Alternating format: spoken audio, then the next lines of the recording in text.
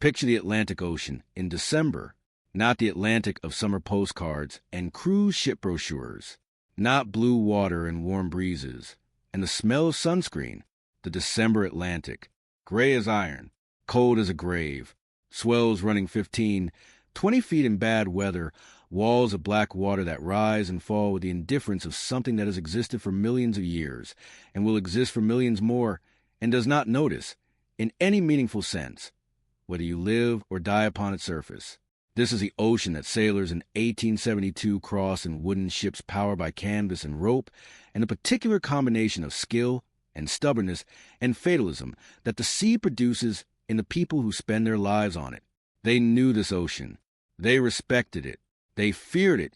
The way you fear something that has already taken people you loved and will take more people you love and will eventually, in all probability, take you. And even these men who had spent their lives on the North Atlantic, who had seen everything the sea could produce, who had learned to read weather in the color of clouds and the behavior of birds and particular quality of swell that meant trouble was coming.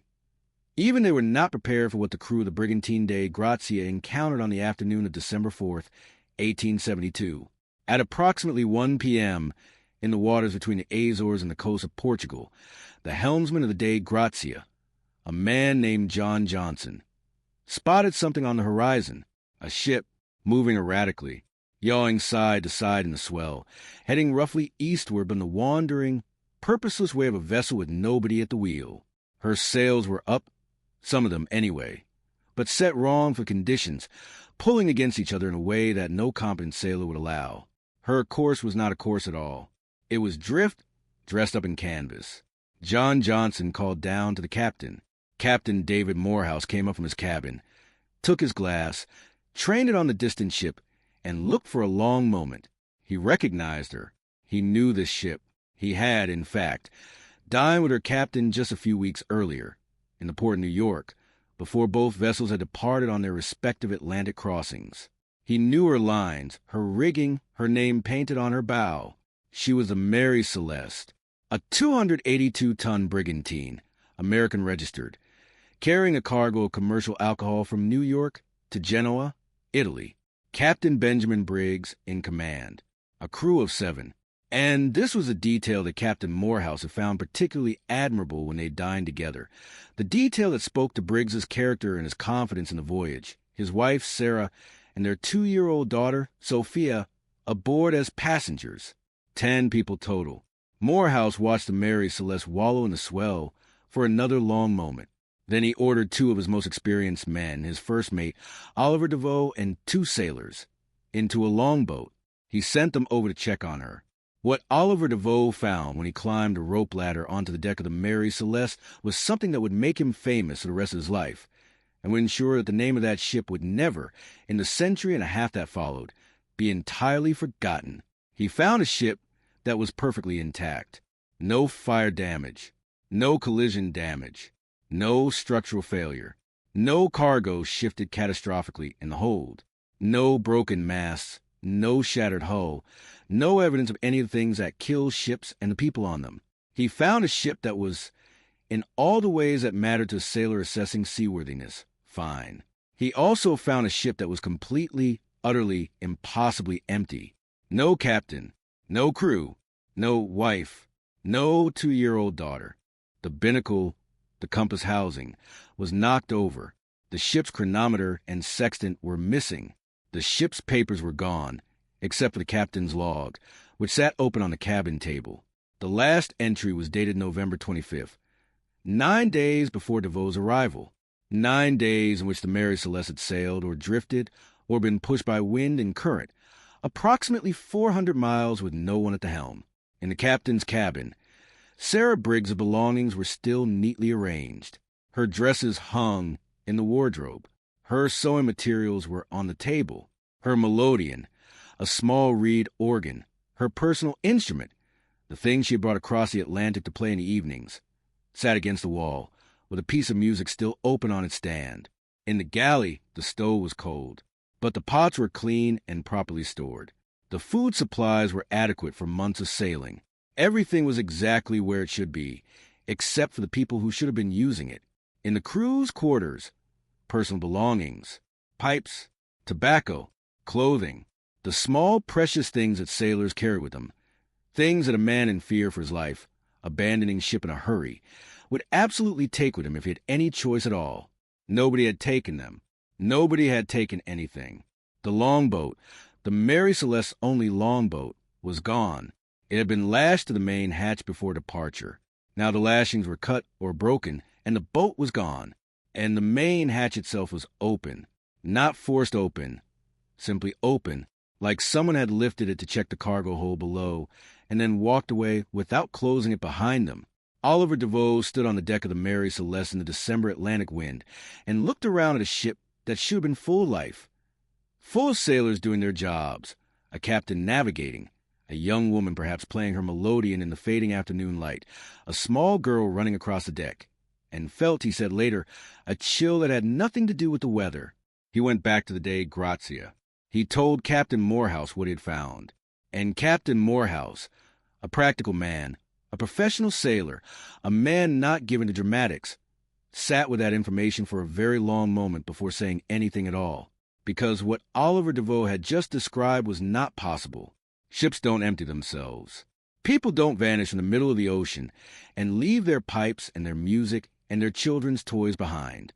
10 people do not cease to exist between one log entry and the next without leaving any explanation, any evidence, any trace.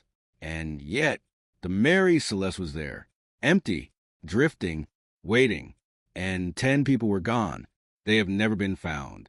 Not one of them, not a body, not a lifeboat washed ashore, not a single confirmed account of any survivor of the Mary Celeste ever making landfall anywhere, ever telling anyone what happened, ever appearing again in any record anywhere in the world. 10 people, gone, in the middle of the ocean, in the middle of a voyage that, by all physical evidence on the ship they left behind, had been proceeding completely normally until the moment it suddenly, catastrophically wasn't. This is the story of the Mary Celeste, the most famous maritime mystery in human history. The case that has confounded investigators, historians, sailors, scientists, and storytellers for 150 years. The case that has generated more theories, more books, more films, more debate, and more genuine, unresolved bafflement than any other disappearance in the long and brutal history of the sea. And I want to tell you right now, at the very beginning, before we go any further, that we are not going to resolve it cleanly. We are not going to arrive at the end of the story with a neat answer and a satisfying conclusion, and a comfortable sense that the mystery has been explained, because it hasn't been, not fully, not definitively. And anyone who tells you otherwise is selling you something. What we're going to do is go deeper into the story than you have ever gone before. We're going to meet the people with real lives and real families and real reasons to be on that ship.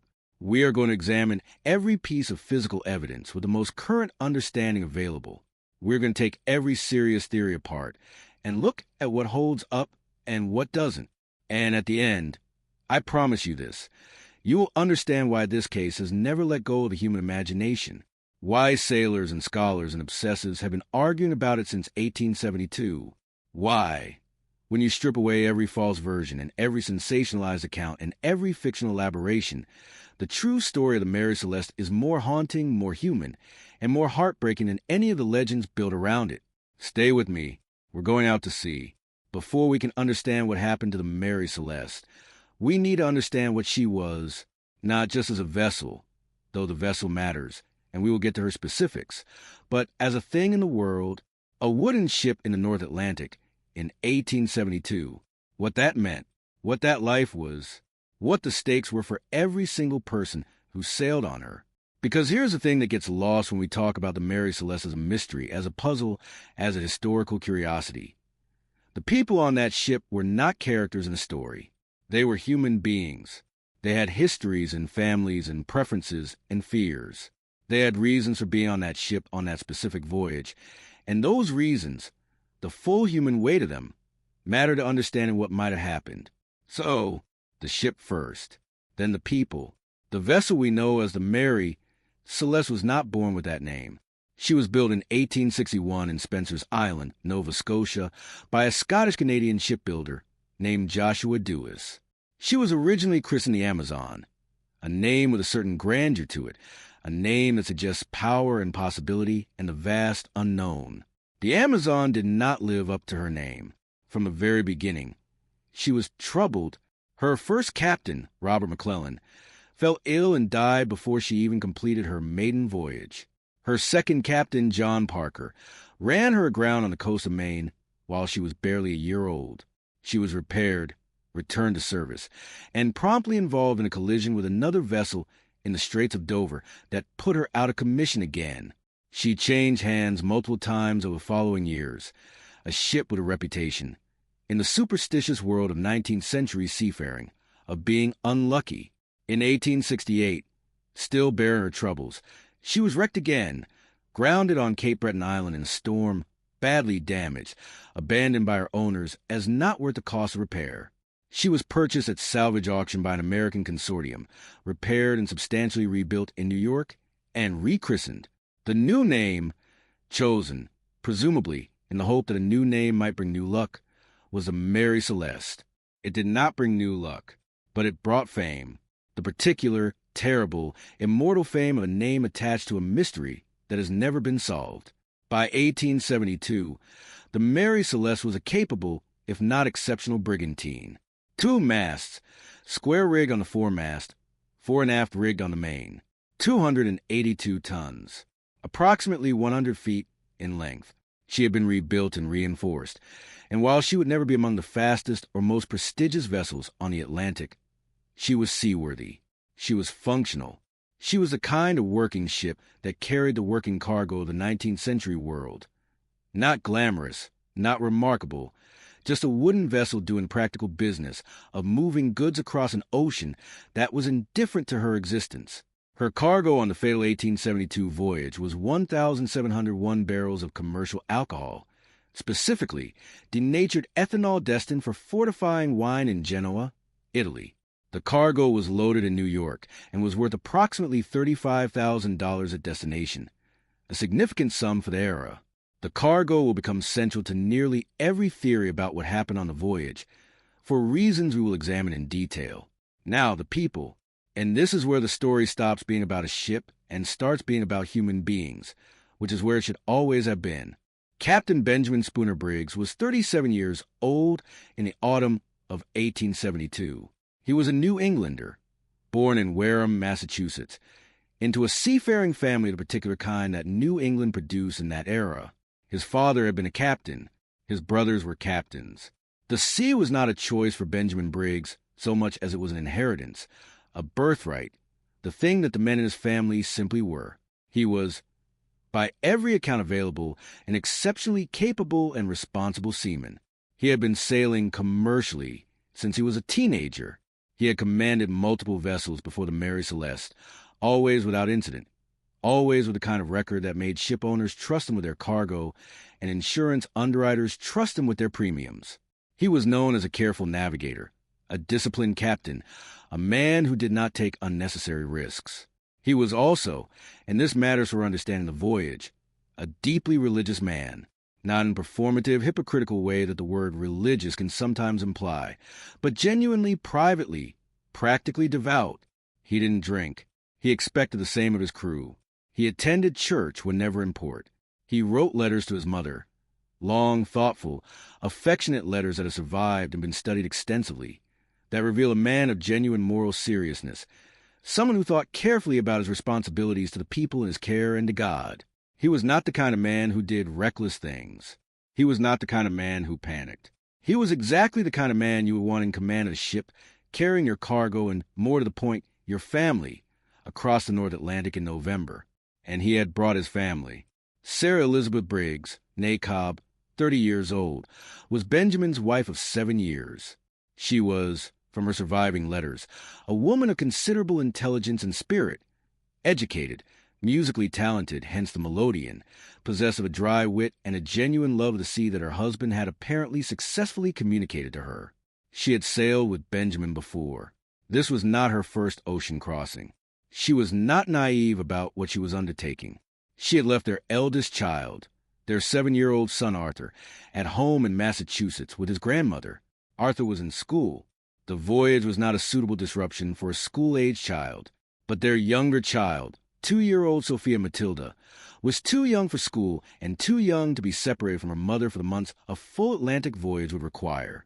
So Sophia came, a 2-year-old on a brigantine crossing the winter North Atlantic. This is not something we would consider acceptable today. But in 1872, in the seafaring families of New England, it was not unusual. Children grew up on ships. The sea was home as much as land was. Sophia Briggs had no say in the matter. She was 2. She went where her parents went.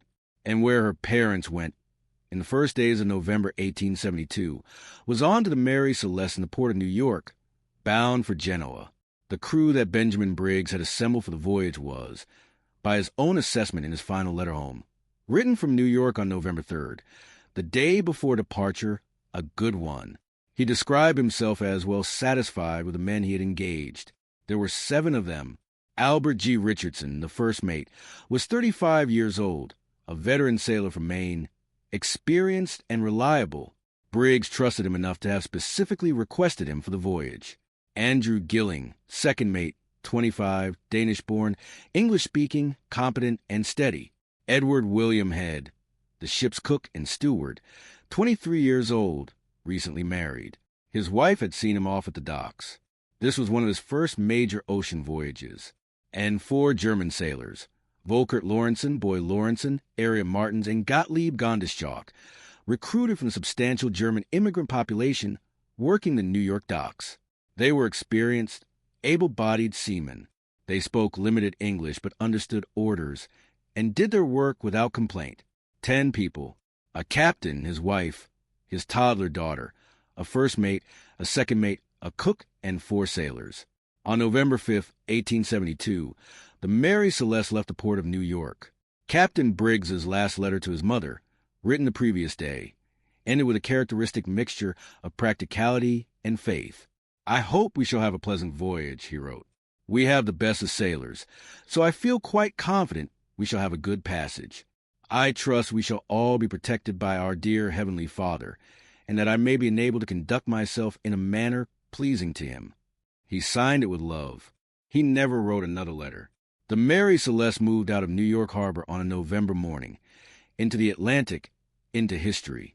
And for the next 30 days, the last 30 days during which any of those 10 people were certainly alive, we have the ship's log, a dry, nautical record of positions and weather and sail trim, and 1,000 small details that a responsible captain records because the sea requires accountability, even when, perhaps especially when, the sea seems calm.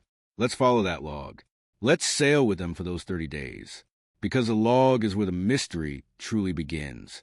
The Atlantic crossing from New York to the Strait of Gibraltar, the gateway to the Mediterranean and the route to Genoa, was, in 1872, a voyage of approximately 3 to 4 weeks under normal conditions. It was not a pleasant voyage in November. The North Atlantic in late autumn is not the North Atlantic of summer. The weather is unpredictable, frequently severe, and unforgiving of mistakes. But it was a voyage that experienced sailors made routinely. Thousands of ships cross that water every year. The hazards were known. The route was established. With a capable crew and a seaworthy vessel, and reasonable luck with the weather, you loaded your cargo in New York, and you unloaded it in Genoa, and then you went home, or you found another cargo, and you did again. Captain Briggs had made similar crossings before. He knew what he was doing. The log of the Mary Celeste, which was found aboard when the Dei Gratia crew came aboard, and which is now one of the most studied documents in maritime history, covers the period from November 5th to November 25th, 1872, 20 days of the voyage. After November 25th, there is nothing. The early entries are routine, weather observations, position fixes by celestial navigation, notes on sail configuration, and wind direction. The kind of record that a careful captain keeps not because anything interesting is happening, but because a careful captain always keeps the record, interesting or not. November 5th, departed New York. Fair winds. Ship performing well. November 6th through 15th, normal Atlantic passage. Some heavy weather around the 7th. The log notes a strong gale, but nothing beyond the ordinary rough conditions of November sailing. The Mary Celeste handles it without apparent difficulty. November 16th through 20th, better weather. Good progress eastward. The Azores are approaching. The crew was performing their duties. Nothing in the log suggests any tension, any illness, any mechanical problem, any source of concern. November 21st through 24th. The weather deteriorates again. The log notes strong winds and rough seas. But again, nothing exceptional for the season and the location. And then November 25th, the last entry. The final log entry was not written by Captain Briggs. It was written by Albert Richardson, the first mate, which was standard practice. The mate's rotated responsibility for log entries with the captain. The entry is matter of fact. It gives the position of the ship as approximately 6 miles northeast of Santa Maria Island, the southernmost of the Azores. It notes the weather, rough but manageable. It notes the course and speed. It notes nothing unusual. It is the last record of any normal activity aboard the Mary Celeste. When the Dei Gratia crew found the ship 9 days later, she had traveled approximately 400 miles from that last log position, pushed eastward by wind and current, drifting but making progress in the broad sense, without any hand guiding her. The mathematics of wind and current in that part of the Atlantic were consistent with the Mary Celeste having been abandoned, left adrift, sometime around the date of the last log entry, or very shortly after. So the window of the disappearance is November 25th, 1872, give or take a day. On that day, or very close to it, something happened on the Mary Celeste that caused 10 people to leave a perfectly seaworthy, fully provisioned, structurally sound ship in the middle of the Atlantic Ocean, and not one of them was ever seen again. Now, let's talk about what the Dei Gratia crew found when they boarded her, because the physical evidence on that ship is the foundation of everything. Every theory, every explanation, every argument about what happened on November 25th has to contend with the same set of physical facts. And those facts are, in some cases, more specific and more revealing than the popular versions of the story suggest. Let me walk you through the ship as Oliver DeVoe walked through it. He came aboard from the longboat in a December afternoon swell. The deck was wet, spray from the waves, not rain. He looked around. The ship's wheel, the helm, was unmanned and free, not lashed in any position, just spinning loosely with the movement of the ship. A ship left with her wheel free will yaw, wander from side to side, and this explained the erratic movement that had first attracted the attention of the Dei Gratia's lookout. The main hatch, a large wooden cover over the main cargo hold, was open. This was unusual. Hatches are kept closed at sea to prevent water getting into the hold. An open hatch in Atlantic swells would allow spray and potentially waves to enter. The fact that it was open suggested either that someone had opened it recently and not had time to close it, or that whatever had caused the evacuation had happened suddenly enough that closing a hatch was not a priority. Below the main hatch, the cargo, 1,701 barrels of commercial alcohol. DeVoe went down to check. The cargo was intact, properly stowed, no evidence of spillage or damage, or so it appeared to his initial inspection. We will come back to the cargo. The forehatch, smaller forward, was also open. Same implications. The binnacle, which housed the ship's compass, had been knocked from its normal position. The compass itself was damaged. This suggested some kind of violent movement, a sudden lurch, a wave strike, something that had thrown the binnacle off its mount. The ship's chronometer, the precision timepiece essential for navigation, without which fixing your position by celestial observation is impossible, was gone. The sextant was gone. These were the two most critical navigation instruments on the ship.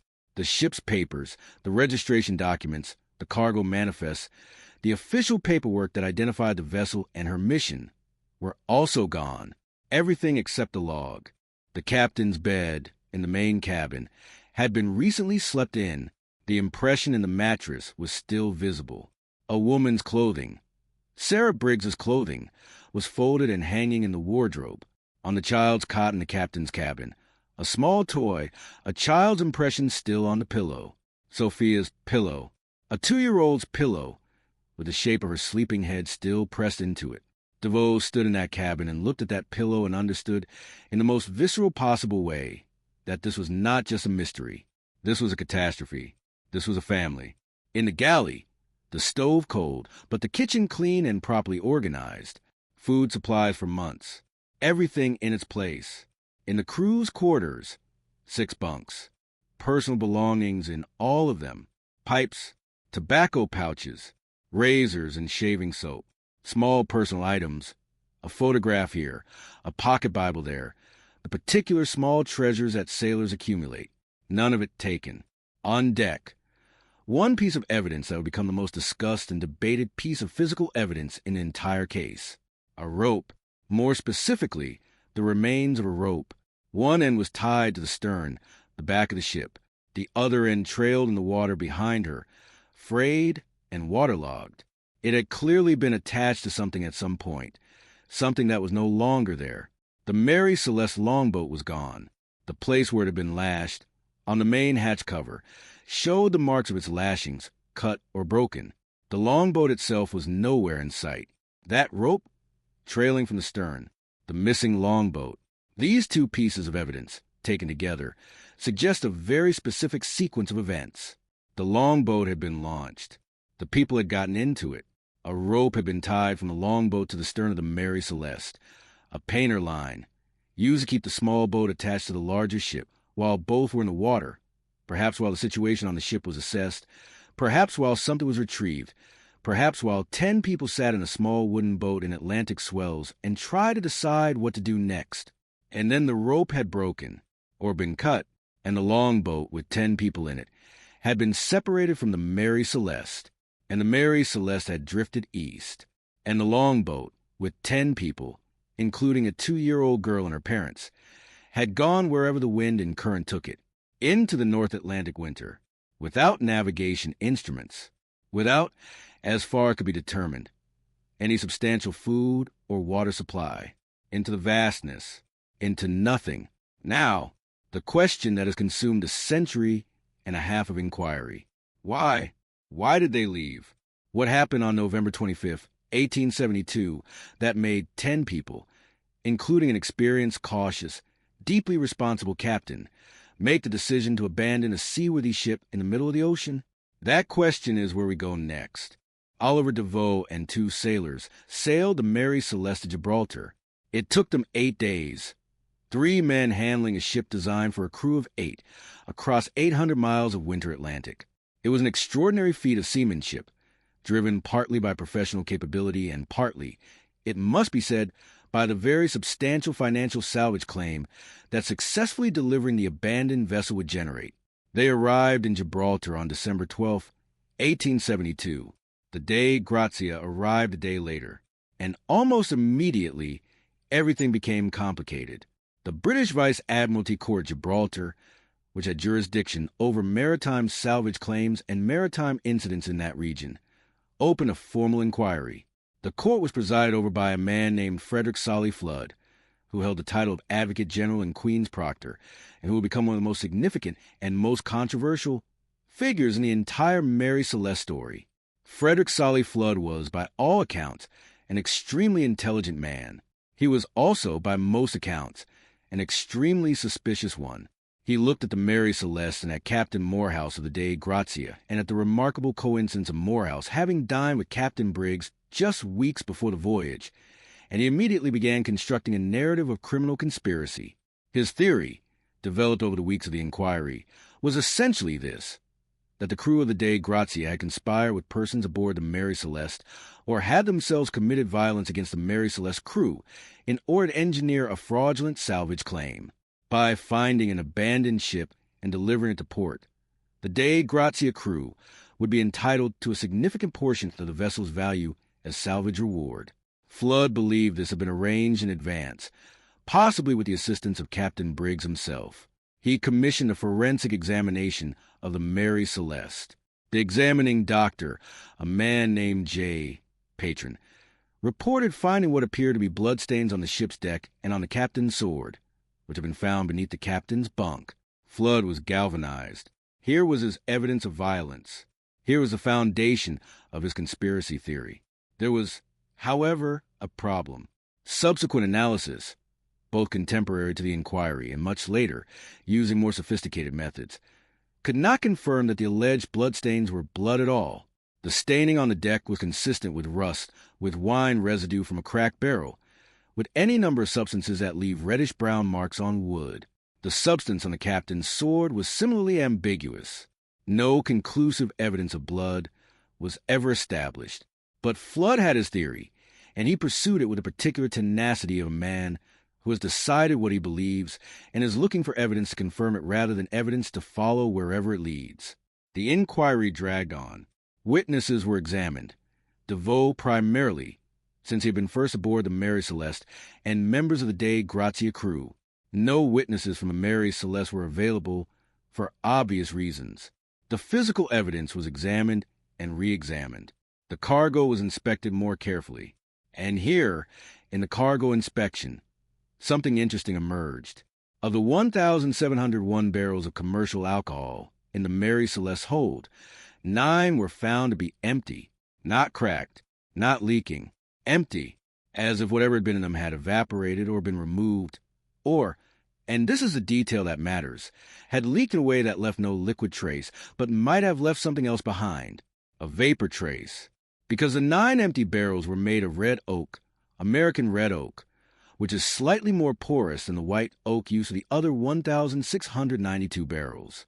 And commercial alcohol in a poorly sealed, slightly porous barrel in a confined space of a ship's cargo hold can evaporate, can build up, can accumulate in concentration. This observation, noted at the inquiry but not fully developed into a coherent theory at the time, would become, a century later, the foundation of what is now considered the most scientifically credible explanation for the Mary Celeste abandonment. We will come back to it. The Gibraltar inquiry concluded without charging anyone with any crime. Frederick Solly Flood's conspiracy theory could not be substantiated. The evidence of violence was too thin. The logical chain connecting Morehouse and Briggs in a fraudulent salvage scheme was too speculative. The court awarded the Dei Gratia crew a salvage payment, though a notably lower one than it might have expected, which some historians attribute to Flood's lingering suspicion poisoned the well, and released the Mary Celeste to her owners. The Mary Celeste was, after all of this, returned to commercial service. She would sail for another 12 years. Through multiple owners, multiple cargoes, multiple captains. Still the unlucky ship. Still the ship with the terrible reputation. No one who knew her history was eager to sail on her. In 1885, her final owner, a man named Gilman Parker, ran her deliberately onto a reef off the coast of Haiti in an insurance fraud scheme. Parker was prosecuted, though not ultimately convicted. The Mary Celeste was destroyed beyond salvage.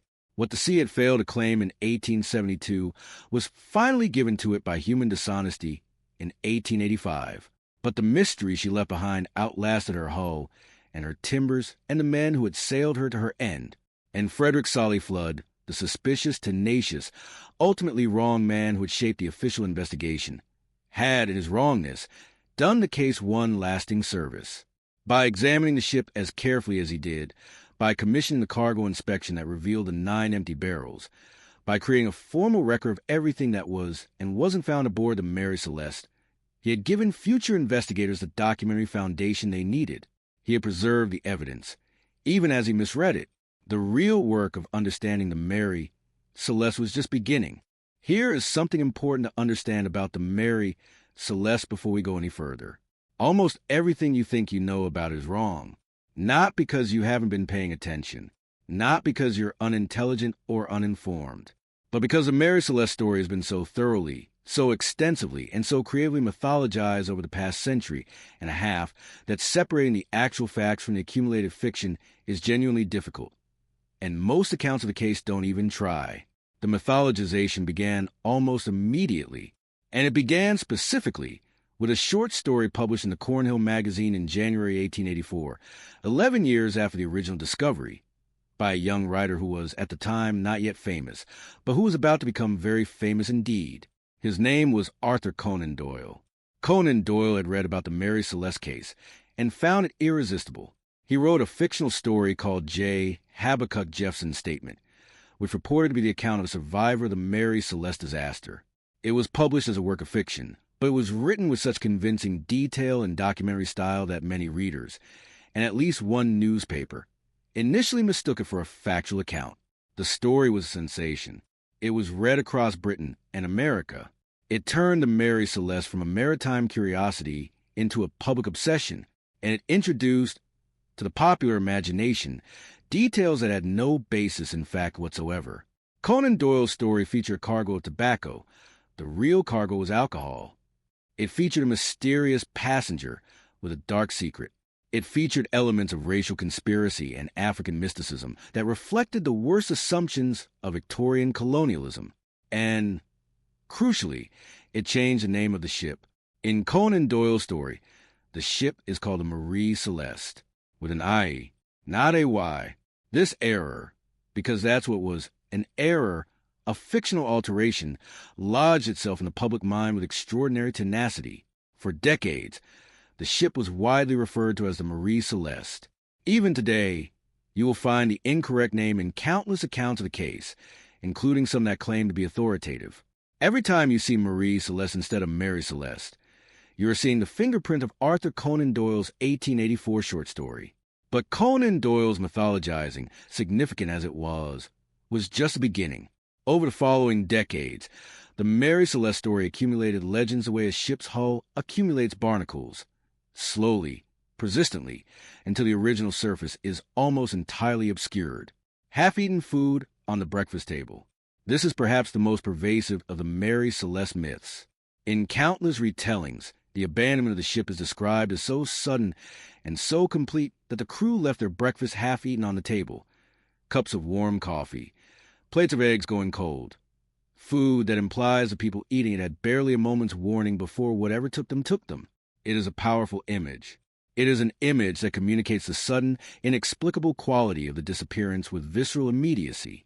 It is also based on the actual testimony of Oliver DeVoe and the other Dei Gratia crew members who boarded the ship, entirely fictitious. DeVoe's testimony at the Gibraltar Inquiry described the galley as clean and properly stowed. No food on the table. No half-eaten meal. The stove cold. Everything put away. The image of abandoned breakfast appears in no contemporaneous account of the discovery. It was invented, embellished, or borrowed from some other story and grafted onto this one at some point in the late 19th or early 20th century. By the time it was entrenched in the popular narrative, it had been repeated so many times that virtually no one questioned it. The chart spread open on the navigation table. The captain's pipe still warm in the ashtray. The log open to an entry describing perfectly calm weather. All of these details appear in popular accounts of the Mary Celeste, and all of them are either fabricated or significantly distorted versions of what was actually found. The captain's pipe. No pipe is mentioned in any contemporaneous account of the search. The charts. Yes, there were charts. But the navigation instruments, the chronometer and sextant, were missing, which dramatically changes the significance of any remaining charts. The perfectly calm weather in the final log entry. The log actually describes rough conditions in the days leading up to the final entry. And then there are the more exotic myths, the ones that enter the territory of the genuinely strange. The theory of sea monsters, specifically giant squid, attacking the ship was proposed with apparent seriousness in at least one Victorian publication. The theory of a waterspout or whirlpool of supernatural dimensions was advanced. The theory of a freak wave, a rogue wave, that swept everyone overboard instantaneously. This one at least has some physical plausibility, though not for the Mary Celeste specific circumstances. And then there was the alien abduction theory. Yes, really, in the 20th century, as UFO culture became a mainstream American phenomenon, the Mary Celeste was inevitably drafted into service. The Bermuda Triangle, itself a largely fictional geographic hazard invented by a journalist in the 1960s, was expanded in some accounts to encompass the Atlantic waters where the Mary Celeste was found, making her disappearance a candidate for alien intervention. This theory requires no serious engagement. I mention it only because it illustrates how thoroughly the Mary Celeste story had escaped the gravitational pull of evidence by the mid-20th century and entered the realm of pure culture mythology where any narrative was possible because no one felt constrained by facts. The problem with all this mythology, beyond the obvious intellectual dishonesty of it, is that it actively impeded serious investigation of the case. When a story has been so thoroughly fictionalized, when the real details have been so completely buried under invented ones, serious investigators face the exhausting preliminary task of stripping away all the fiction before they can even begin examining the actual evidence. Several researchers in the 20th century attempted exactly this. The most significant early effort was by Charles Eddie Fay, an American researcher who published a careful, thoroughly documented account of the case in 1942 called Mary Celeste, the Odyssey of an Abandoned Ship. Fay went back to primary sources, the Gibraltar Inquiry transcripts, the original log, the contemporaneous newspaper accounts, and produced the first genuinely evidence-based analysis of the case. He did not solve it, but he cleared away enough of the mythology to make serious analysis possible. And serious analysis, over the following decades, would eventually produce something remarkable, a theory that is consistent with all the physical evidence, a theory that has been experimentally tested, a theory that, while not proven beyond all doubt, is the closest thing to an explanation that the evidence actually supports. We're almost there, but first, we need to walk through the serious theories, all of them, because understanding why the other explanations don't work is part of understanding why the one that does work is so compelling. Over 150 years, the mystery of the Mary Celeste has generated a truly extraordinary number of proposed explanations. I am going to walk you through the most significant ones, not to dismiss them casually, but to examine them carefully against the physical evidence and explain exactly where each one runs into problems. Because this is important. The Mary Celeste case is not unsolved because there are no theories. It is unsolved or was unsolved for most of its history because there were too many theories and not enough discipline about which ones the evidence actually supported. Let's start with the theory that Frederick Solly Flood pursued so aggressively at the Gibraltar Inquiry. Theory 1, murder and fraud. The premise: the Dei Gratia crew, in conspiracy with unknown parties, murdered the Mary Celeste crew and arranged the ship's discovery to claim salvage money. Or alternatively, the Mary Celeste crew conspired with the Dei Gratia crew to fake the abandonment, collect insurance, and disappear. The problems with this theory are numerous and significant. First, the salvage payment. If you're going to commit murder and orchestrate a complex maritime fraud, you want the payoff to be worth it.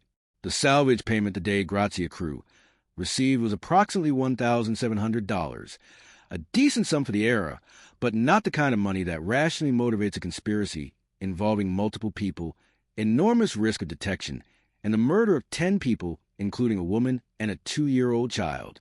The math doesn't work. Second, no evidence of violence.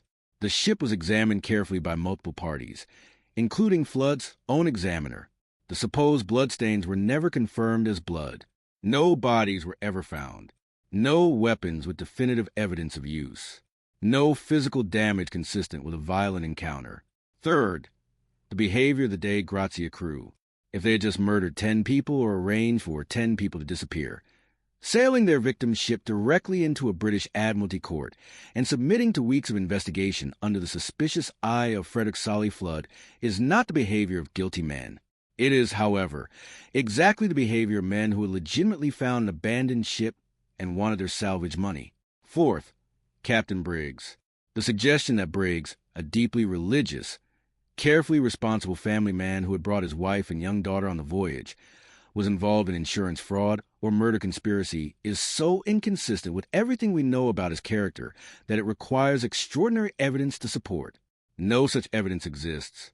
The murder and fraud theory is not impossible. It is merely unsupported by the evidence and inconsistent with everything we know about the people involved. Theory 2, mutiny. The premise: the German sailors or some subset of the crew mutinied. They killed the captain and his family and any officers who resisted, then abandoned ship themselves, perhaps after realizing the hopelessness of their situation or being overtaken by guilt. Problems: no evidence of violence, as above. Additionally, there is no known grievance between Briggs and his crew. His letter home specifically praised the men he had engaged. The voyage had not been long enough for the kind of accumulated tensions that typically produce mutinies. And if mutineers killed the Briggs family and the officers and then abandoned ship, why? Where are they going? The middle of the Atlantic is not a destination that mutineers with a functional ship would voluntarily choose to swim toward. The mutiny theory, like the murder theory, fails at the basic level of motive and physical evidence. Theory 3. Pirates. The premise: a pirate vessel intercepted the Mary Celeste, killed or captured the crew, and then, for reasons unclear, took only the navigation instruments and ship's papers, left the cargo intact, and allowed the ship to drift away. Problems: 1872 is late in the era of maritime piracy in the Atlantic. Organized piracy of the type that could overpower a crewed merchant vessel was largely suppressed by this point. Additionally, pirates who boarded a ship carrying 1,700 barrels of valuable cargo and left all of it behind while taking only the navigation instruments are exhibiting extremely unusual pirate behavior. No pirate attack was ever reported in that area of the Atlantic at that time. And again, no physical evidence of a violent encounter. Theory 4. Seaquake. The premise: an underwater earthquake, a seaquake, shook the ship violently, causing the binnacle to fall and the crew to believe the ship was sinking. In panic, they abandoned her before realizing she was actually intact. This theory has some merit. Seaquakes are real. They do occur in the waters around the Azores, which sit on a geologically active ridge. The sensation of a seaquake aboard a ship can be genuinely terrifying, described by those who have experienced them as feel like the ship has hit rocks or is breaking apart, when in fact the seafloor far below is moving. The binnacle, which was found knocked off its mount, could be consistent with a violent jolt from below. The open hatches could be consistent with crew rushing to check for flooding. The problem is that a seaquake, while frightening, would be brief. An experienced captain like Briggs would assess the ship after the initial shock and, finding her intact and seaworthy, would almost certainly not order an abandonment. He would need compelling ongoing evidence that the ship was in mortal danger. A single frightening jolt, followed by the discovery that the ship was undamaged, would not rationally produce permanent abandonment unless something else was happening simultaneously. Unless the frightening jolt was just one element of a situation that seemed, in total, to indicate catastrophic danger. Which brings us to Theory 5. Theory 5. Alcohol vapor explosion. This is the theory that has gained the most scientific traction in recent decades. It takes the established physical fact of the 9 empty red oak barrels and builds from a coherent, testable, physically plausible narrative. Here is the theory in detail. Commercial alcohol, ethanol, evaporates readily, especially from porous containers. The 9 red oak barrels in the Mary Celeste hold were more porous than the white oak barrels used for the rest of the cargo. Over the 3 weeks of the voyage, as the ship moved through varying temperatures and pressures, those 9 barrels had been slowly leaking vapor into the enclosed space of the cargo hold. By November 25th, the concentration of alcohol vapor in the hold was significant, and when the main hatch was opened, perhaps for routine inspection, perhaps because someone smelled something and wanted to check, perhaps for any number of routine reasons, that concentrated vapor escaped into the open air. What happens when a high concentration of flammable vapor is suddenly exposed to open air, in the presence of any ignition source, a spark from the ship's metalwork, a crew member's pipe, friction from equipment? It ignites. Rapidly, explosively. Not a sustained fire, not a slow burn that damages the ship and leaves visible char marks. A flash fire, a sudden violent deflagration of vapor that produces an enormous bang and a dramatic burst of flame and heat, and then is over in seconds, before any solid material has a chance to properly ignite. A flash fire of this type would produce a terrifying sound and physical shock that would seem, to everyone on deck, like an explosion, generate intense heat momentarily, but then dissipate quickly without leaving significant fire damage, cause a kind of sudden panic that might send an experienced captain to his charts to double-check his position relative to any nearby land or hazard. In 2006, a scientist named Dr. Andrea Sella at University College London conducted an experiment specifically designed to test this theory. He constructed a scale model of a ship's hold, filled it with a comparable concentration of alcohol vapor, and detonated it. The result, a dramatic, visually striking deflagration that produced a loud bang and a burst of fire, and then went out almost immediately, leaving no significant scorch marks on the model's interior. No scorch marks. Exactly consistent with what was found, and Crucially, what was not found in the Mary Celeste hold. Dr. Sellers' experiment is not proof. It is a demonstration of possibility, but it is a demonstration of a specific, testable possibility that is consistent with every piece of physical evidence on the actual ship in a way that no other theory fully manages. Now, here is how this theory explains the abandonment. Captain Briggs, having experienced what sounds and feels like a massive explosion from below decks, orders an immediate inspection of the hold. The inspection reveals 9 empty barrels, the source of the vapor, but no ongoing fire, no structural damage, no flooding. The ship appears intact, but Briggs is uncertain. The cargo is commercial alcohol. He knows it is flammable. He does not know how much vapor may remain in the hold. He does not know if what just happened was a one-time event or the precursor to something worse. He cannot be certain the ship won't explode again more catastrophically at any moment. He makes a decision. He orders the longboat launched. He intends to put some distance between the ship and himself and his crew, to stand off and observe, attached to Mary Celeste by the painter rope, until he can be more certain what the ship is likely to do next. It is a cautious move, a rational move, entirely consistent with the character of a careful captain faced with uncertain danger. And then the rope breaks. The painter, line frayed or improperly tied, or caught by a sudden wave, parts. And the longboat, with 10 people in it, is separated from the Mary Celeste in December Atlantic swells. They watch the Mary Celeste drift away. They are in a small, open boat in the North Atlantic in winter. They have limited supplies. No navigation instruments. Briggs had taken those, preparing to navigate the ship from the longboat if necessary. They are 6 miles from Santa Maria Island, the nearest land. They try to row for it, or they try to sail. Or they wait for the Mary Celeste to slow her drift and attempt to reboard. Something goes wrong. The sea in December is not forgiving of a longboat full of people, even experienced sailors. A wave, a squall, a capsize, and 10 people are gone.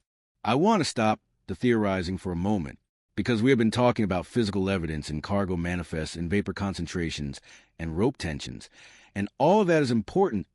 All of that is necessary to understanding what happened. But somewhere in the midst of all this analysis, something has gotten lost. 10 people. They have names. They have stories. They have people who love them and waited for them and never stopped waiting. Let me tell you about them as human beings, not as elements of a maritime puzzle. Benjamin Briggs grew up in a house that smelled like the sea because the sea was in everything. In the conversations at dinner, in the calluses on his father's hands, in the way his family talked about weather and wind and tide as naturally as other families talked about harvest or market prices. He went to sea young, as boys from seafaring families did, and he rose steadily through competence and hard work and the kind of quiet determination that doesn't announce itself but simply produces results year after year, voyage after voyage. He married Sarah in 1862. Their letters to each other, the ones that survive, reveal a marriage of genuine warmth and mutual respect. Benjamin wrote to Sarah during voyages with the slightly formal affection of a Victorian man who feels things deeply but has been taught to express them carefully. My dear wife, and your loving husband, and, between those formalities, real tenderness. He worried about her when he was at sea. He was happy when she sailed with him. He valued her company, her intelligence, her musicianship, the particular quality of life she brought to a captain's cabin that was otherwise just a functional workspace. He did not know, when he wrote that final letter from New York in November 1872, that it would be the last letter anyone would ever receive from him. He wrote it with the matter-of-fact confidence of a man who had crossed the Atlantic many times and expected to cross it many more. He mentioned Sophia, his daughter, who was there with him, who would sail with her parents and maybe, when she was old enough to remember it, would have stories to tell about the crossing. He expressed his faith. He signed his name. He was 37 years old. He had, by any reasonable assessment, most of his life still ahead of him. Sarah Briggs was not a passive presence on that ship. She was not simply a captain's wife, along for the ride. She was a full participant in the life of the vessel. She wrote letters from the ship during previous voyages that described the sea, the other ships they passed, the quality of the light on the water. With genuine observation and genuine interest, she was curious about the world. She was musical. She had studied and she played, and the melodeon she brought on the Mary Celeste was not a casual accessory, but something she genuinely needed, the way some people need books or conversation or creative work. She had left her son Arthur behind. That decision, to leave a 7-year-old with his grandmother while she crossed the Atlantic, tells you something about who she was. She had calculated the risk and the need and made a judgment. Arthur would be fine with his grandmother. Sophia needed her mother. Benjamin needed his family around him. She would go. She was 30 years old. She never came home. Sophia Matilda Briggs was 2 years old. She is the hardest to think about and the most important to remember because she represents something specific and terrible, the total innocence of a child who had no say in any of this. She was on that ship because her parents put her there. She was in whatever that longboat became, whatever end it came to in the December Atlantic, because adults made decisions around her and then the world went wrong. There are no letters from Sophia. There are no accounts of her personality or her particular ways. She is 2 years old, and she is a shape in a pillow, and she is gone. Albert Richardson, the first mate, was 35 and from Maine, and had a wife at home who would spend the rest of her life not knowing what had happened to her husband. Andrew Gilling, 25, Danish, had presumably a family somewhere who got the news that the ship had been found empty and had construct, from that terrible fact, whatever understanding they could of what it meant. Edward Head, the cook, 23, newly married. His wife had stood on the dock in New York and watched the Mary Celeste sail out of the harbor. She waited for news that never came in the form she was hoping for. The 4 German sailors, the Lawrence brothers, Martins Gondeschalk, were working men who had come to America looking for opportunity and found on the docks in New York. They worked the ships because that's where the work was. They were on the Mary Celeste because they needed the wages. They had no particular attachment to this vessel, no reason to be on it except the practical reason that it was a ship that was hiring when they needed a berth. They vanished from history as completely as everyone else on that ship. No confirmed trace. No family account of a brother or husband who came home with a strange story. Nothing. In the weeks after the discovery, the families of the Mary Celeste crew were notified that the ship had been found empty. The notification was, by modern standards, brutally inadequate. A telegram, a letter from the shipping company. The information that the ship had been found, but the people on it had not. And then nothing. No recovery operation. No systematic search. The North Atlantic in December is not a place where you can look for a small boat and expect to find it. Benjamin Briggs's mother, Sophia Snow Briggs, received the news in Massachusetts. She had named her granddaughter after herself. Tiny Sophia, 2 years old, who had sailed away on her son's ship and was now reported missing in the middle of the ocean. She had received Benjamin's last letter, written the day before departure, full of ordinary confidence and ordinary affection. She kept that letter. Arthur Briggs, 7 years old, grew up without his parents or his little sister. He grew up knowing what had happened to them, or rather, knowing that no one knew what had happened to them, which is in some ways worse. He became a man, and an old man, and he never learned the truth. None of them ever learned the truth. And that is perhaps the most haunting thing about the Mary Celeste. Not the mystery itself, not the physical evidence, not the theories and counter-theories and experimental reconstructions. The most haunting thing is the people left behind, the mother waiting, the 7-year-old boy, the young wives in their first years of marriage, waiting for ships that would never come back. They waited for answers that the Atlantic kept forever. We should not forget that. The 20th century brought new tools to old mysteries. By the time serious scientific attention turned to the Mary Celeste case in the latter half of the 1900s, several things had changed that made meaningful analysis possible in ways it hadn't been for the Victorian investigators. Forensic chemistry had advanced dramatically. The ability to analyze trace substances, to distinguish blood from rust from wine stain, had improved to the point where the blood stains that had so excited Frederick Solly Flood could, in principle, be properly characterized. Unfortunately, by the time these tools existed, the physical surfaces they might have been applied to were long gone. The Mary Celeste herself had been destroyed in 1885. The samples taken by Flood's examiner in 1872 no longer existed in any testable form. What remained was documentary evidence: the original log, the Gibraltar Inquiry transcripts, the contemporary newspaper accounts, and a physical and logical analysis of what those documents described. Several researchers devoted serious effort to this documentary analysis in the 20th century. Charles Eddyfay's 1942 work we have already mentioned. In 1979, a writer named Charles Begg published a careful examination of the case. In the 1990s and 2000s, several maritime historians produced analyses that stripped away much of the mythology and returned to primary sources. The consensus that emerged from this serious historical work established several things clearly. The food on the table was a myth. The warm coffee and half-eaten meals had no basis in evidence. The navigation instruments were genuinely missing. This is confirmed in every primary source. The longboat was genuinely gone, also confirmed. The 9 empty barrels were real, documented in the cargo inspection. The rope trailing from the stern was real, documented by DeVoe. The binnacle was real, documented, though its exact condition varied slightly between accounts. These are the facts. The bones of the case, once the mythology is stripped away. And from these bones, the alcohol vapor theory emerges as the most coherent explanation, but it required a specific scientific development to gain real traction. The 2006 experiment by Drive Andrea Sella. Sella's experiment did something that decades of historical analysis could not.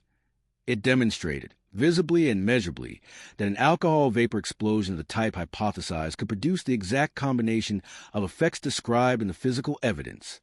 A dramatic, frightening event, an explosion, to all appearances, that left no fire damage, no scorch marks, no sustained burning. An event that would alarm even an experienced captain. An event that could rationally produce a decision to temporarily abandon ship while assessing the ongoing risk. The experiment went further than just demonstrating the explosion. It also established that the combination of red oak barrels in the cargo holds ventilation characteristics documented in the ship's specifications, was consistent with the kind of vapor accumulation that would be necessary. The conditions were right. The chemistry was right. In 2007, a British documentary series devoted an episode to the Mary Celeste case using Sella's work as its foundation, extending the analysis to include computer modeling of the Atlantic currents and wind conditions in a relevant area during late November 1872. This modeling showed that a small boat launched from the position given in the last log entry, 6 miles northeast of Santa Maria Island, would have had a reasonable chance of reaching the island in favorable conditions. The key word being favorable. November 1872 conditions in the Azores were, the modeling suggested, not particularly favorable. A significant weather system was moving through the area in the days following November 25th. A small, open longboat in worsening North Atlantic conditions, without adequate navigation instruments for precise positioning, carrying 10 people including a 2-year-old child. The modeling suggested outcomes that were, in the least dramatic possible terms, not good. The most recent significant contribution to the Mary Celeste case came from underwater exploration. In 2001, an expedition led by filmmaker and explorer James Cameron, yes, the Titanic director, located and partially excavated what was believed to be the Mary Celeste's final resting place, a reef off the coast of Haiti where she was deliberately wrecked in 1885. The excavation recovered artifacts that confirmed the identification of the wreck and provided some additional historical data about the ship's later configuration. But the wreck of 1885 could not directly illuminate the events of 1872. The ship had been sailed by multiple crews through multiple voyages between the disappearance and her deliberate destruction. Whatever physical traces of the 1872 events might have remained on the vessel had been thoroughly obscured by 13 additional years of use. The sea had swallowed its evidence as completely as it had swallowed the people. One additional scientific thread is worth following: the analysis of the ship's log. The logbook itself has been subjected to extensive textual analysis, examination of the handwriting, the writing instrument, the content, and particularly the entries in the days leading up to the last one. What this analysis reveals is subtle but important. The entries in the days before November 25th show signs of increasingly rough weather conditions. The seas in the Azores area in late November 1872 were, based on both the log entries and independent historical weather data from other vessels in the same region at the same time, genuinely bad.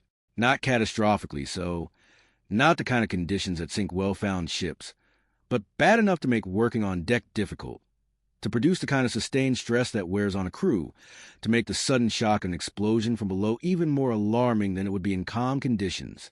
A crew already tense from rough weather. A sudden, terrifying deflagration from the cargo hold. A cautious captain making what seemed in the moment like a rational decision to put distance between the ship and what might be an ongoing explosive hazard. The pieces fit. They don't fit perfectly. There are still questions, still gaps, still things the physical evidence doesn't fully resolve. But they fit better than any alternative explanation. They fit consistently with the known facts in a way that the murder theories and the mutiny theories and the sea monster theories and the alien abduction theories simply do not. The Mary Celeste was almost certainly abandoned because Captain Briggs believed, with good reason in the moment, that his ship was about to explode. And then the rope broke, and the rest was the North Atlantic in November. It is not a satisfying ending. There is no villain. There is no crime. There is no revelation. There is just a decision, made in fear by a capable man with limited information, that went catastrophically wrong, which may, in the end, be the most terrifying explanation of all. Why won't it go away? That is a genuine question. 150 years is a long time for a mystery to maintain its grip on the public imagination. Plenty of maritime disasters of the same era, some of them involving far greater loss of life, far more dramatic circumstances, have been entirely forgotten. The Mary Celeste has not been forgotten. She has been, if anything, more present in the cultural conversation as time passes than she was immediately after the discovery. Why? The answer, I think, is not primarily about the facts of the case. It is about the shape of the story, the particular, perfect, terrible shape of it. A ship, intact, perfectly intact, everything in its place, and no one home. That image, the empty ship, the set table. Even though the set table is a myth, the image persists. The music still on the stand of the melodeon. The child's impression on the pillow speaks to something deep in the human imagination. Something about the fragility of the ordinary. Something about how everything that seems solid and permanent and dependable can simply cease to be between one moment and the next. We arrange our lives around the assumption of continuity. We assume that the people we love will be there when we look for them. We assume that the ordinary structures of our days, the meals we eat, the objects we place on our shelves, the paths we walk between rooms, will persist. The Mary Celeste tears that assumption apart and leaves the wreckage floating in the middle of the ocean, everything arranged, everyone gone. It is the nightmare of loss, expressed as a maritime mystery. It is the thing we fear most. The absence of the people we love, without explanation, without closure, without a body to bury or a story to tell, made literal in the image of an empty cabin and a child's pillow. That is why we cannot let it go. That is why it has been the subject of novels, films, television documentaries, academic papers, amateur investigations, and endless internet arguments for a century and a half. Not because the facts are more interesting than other historical mysteries, but because the shape of it touches something that doesn't go away. The cultural afterlife of the Mary Celeste has been extraordinary. Arthur Conan Doyle started in 1884, as we discussed. But Conan Doyle was only the beginning. The case became a standard reference point for the concept of mystery itself. Another Mary Celeste became a shorthand in English for any situation involving inexplicable disappearance. The ship's name entered the language as a metaphor. In the 20th century, the Mary Celeste appeared in films, including a 1935 British horror film that invented a truly Baroque supernatural explanation for the disappearance. She appeared in novels, dozens of them, ranging from historical fiction that tried to stay close to the known facts to pure fantasy that treated the mystery as a jumping-off point for anything the author's imagination could produce. She appeared in television documentaries with some regularity from the 1970s onward, every decade bringing new investigators, new theories, new experimental approaches, new scientific techniques applied to old evidence. She appeared in children's books, in video games, in pop songs. She became, in the truest sense, a cultural artifact, a story that had escaped the historical record and become something the culture owned collectively, could do what it liked with, could interpret and reinterpret endlessly. The internet gave the mystery new life. Forums dedicated to the Mary Celeste appeared in the late 1990s and early 2000s, drawing together enthusiasts from around the world who compared notes on the primary sources, debated the theories, located archival documents, and generally did the kind of collaborative research that would have taken a single historian years. The democratization of archival access that digital records allowed meant that documents previously accessible only to researchers who could travel to Gibraltar or Washington, D.C. or Massachusetts were suddenly readable on a laptop screen anywhere in the world. New documents were found. Old documents were reread with fresh eyes. Family archives, the Briggs family papers, some preserved in New England historical societies, were digitized and made accessible. None of this conclusively solved the case, but it built a richer, more humane, more accurate picture of the people involved. And it pushed the conversation away from the more exotic theories and toward the evidence-based analysis that the alcohol vapor explanation represents. There is something fitting about the Mary Celeste mystery flourishing in the internet age. It is the kind of mystery that rewards the kind of attention that the internet enables, distributed, collaborative, drawing on multiple disciplines and multiple archives, willing to challenge received wisdom and go back to primary sources.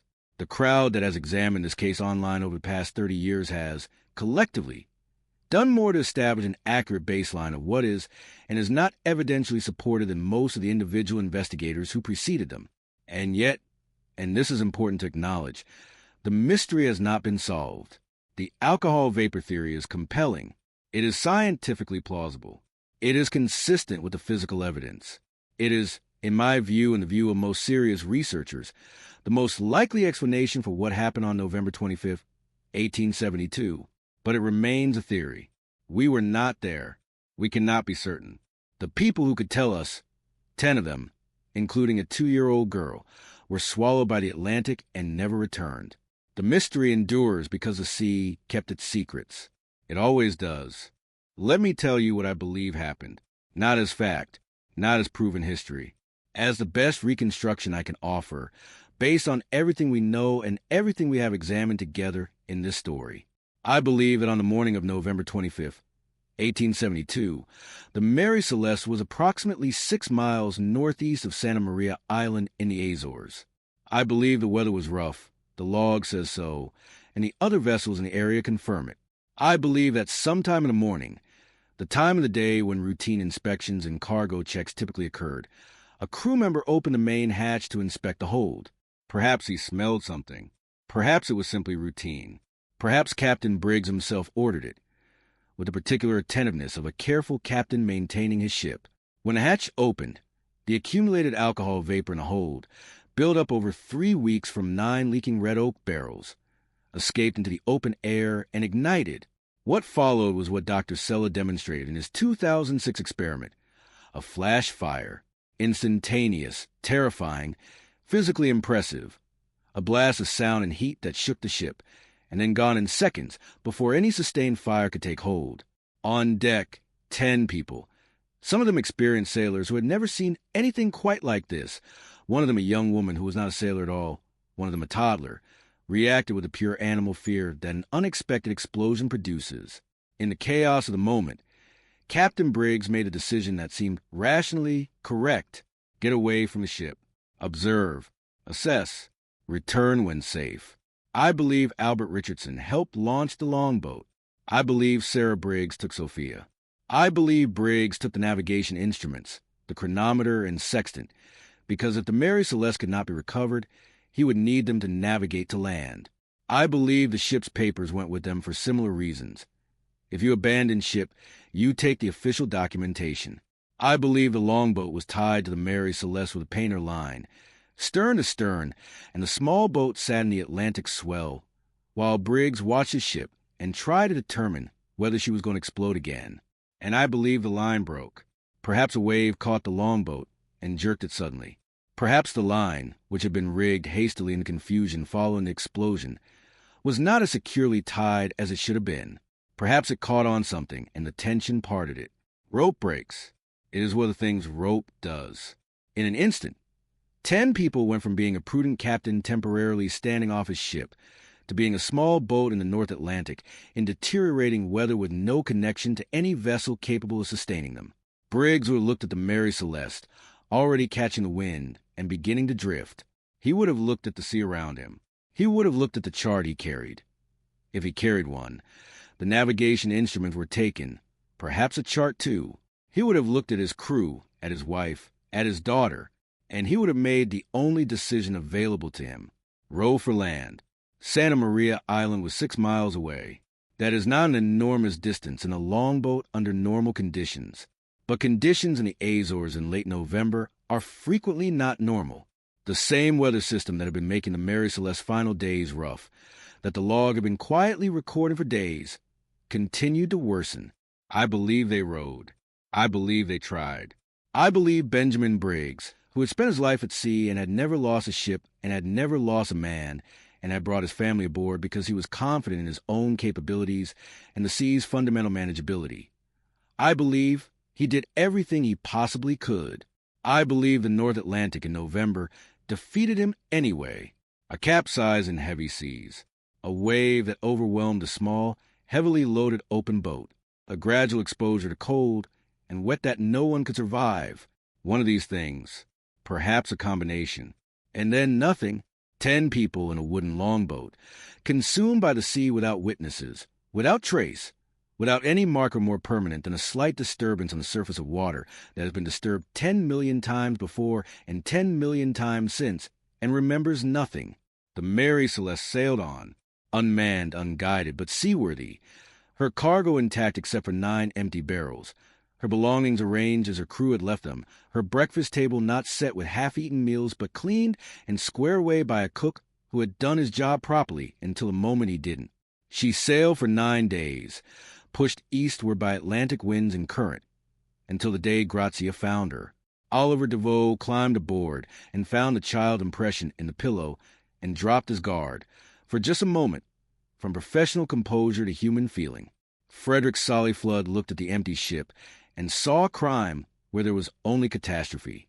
And the world, when the story was told to it, refused to accept the simple human tragedy of it and demanded something more, something mysterious, something inexplicable, something with the quality of a puzzle to be solved rather than a loss to be mourned.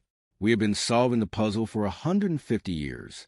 Perhaps it is time to sit with the loss instead. 10 people went into the North Atlantic on November 25th, 1872, in a wooden boat and did not come out. Their names were Benjamin and Sarah and Sophia and Albert and Andrew and Edward and Volkert and Boy and Arian and Gottlieb. They had lives before the sea took them, and families who missed them, and futures that were never completed. The Mary Celeste is not, at its heart, a mystery story. It is a grief story. It is the story of a rope that broke at the worst possible moment, and 10 people who needed it to hold, and the indifferent winter ocean that received them without ceremony and gave back nothing. It is the story of a 7-year-old boy named Arthur who grew up without his parents and his little sister and never, in all the long years of his life, learned what had happened to them. It is the story of melodeon on a ship's cabin wall with music still on the stand, waiting for hands that would never play it again. It is the story of things left behind, of the terrible permanence of absence, of the way the sea takes people and keeps them and the shore waits, and the ships come back or they don't, and the waiting is the worst thing, the waiting that never becomes knowing. In 1873, a year after the discovery, Benjamin Briggs's mother wrote a letter to the shipping company that had employed her son. She asked if there had been any further news, any confirmed sightings of the longboat, any word of any kind. There was no word. There has never been any word. The Atlantic kept what the Atlantic keeps. And we are still out here, 150 years later, standing on the shore, looking out at the gray water, asking the same question that Arthur Briggs asked as a 7-year-old boy and kept asking for the rest of his life. What happened to them? The sea doesn't answer. It never answers. But now you know what we believe, what the evidence suggests, what most likely happened in those hours between the explosion and the disappearance, and the 9 days of drifting that brought the Mary Celeste to Oliver Devoe's eyes on a December afternoon. You know the people, Their names, their ages, their letters, their musical instruments, the shapes they left in pillows. You know the ship, her troubled history, her final cargo, the 9 red oak barrels that may have started everything. You know the theories, and which ones hold up, and which ones collapse under scrutiny. You know what Dr. Sella demonstrated in his laboratory, and what the computer modeling showed about North Atlantic currents in November 1872. You know everything we know, and in the end, knowing everything we know, you are still left with the same feeling that Oliver DeVoe felt when he climbed aboard that empty ship in December 1872. A chill that has nothing to do with the weather. A silence that is not just the absence of sound, but the absence of people who should be here, who are not here, who may never be explained. The Mary Celeste drifted for 9 days with no one at the helm. She has been drifting through history for 150 years. And the people she carried into the Atlantic, they're still out there, somewhere in the deep water, still waiting, perhaps, to be properly mourned. Do that for them, if nothing else. Remember their names: Benjamin, Sarah, Sophia, Albert, Andrew, Edward, Volkert, Boy, Arian, Gottlieb. 10 people. Gone. The ocean keeps its secrets. But we can keep their names. Good night.